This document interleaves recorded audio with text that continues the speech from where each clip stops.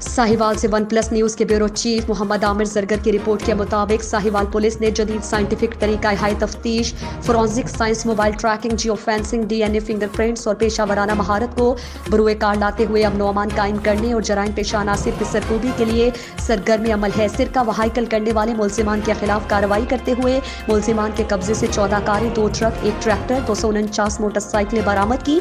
इसके अलावा नाजायज असलहा रखने वाले 1178 मुलजिमान से 12 आदत क्लाशनकोफ, 80 शॉटगन, 49 राइफल और 29 कारबैन, 1215 पिस्टल और रिवॉल्वर बिमा मुतादिद गोलियां बरामद। मुनशियात फरोशों के खिलाफ कार्रवाई करते हुए 1172 मुलजिमान गिरफ्तार किए, जिनसे हेरोइन 10,560 ग्राम और 12 मन से जायद चर्स, अफ्यून और शराब और इसके अलावा चालू भट्टियां बरामद की। 32 अदद मुनज़्ज़िम खतरनाक गैंग्स के सरगना समेत 132 मुलजिमान गिरफ्तार किए। इसके अलावा 8 अंधे कत्ल और डकैती बिमा कत्ल के 3 मुकदमा ट्रेस करके मुलजिमान गिरफ्तार किए।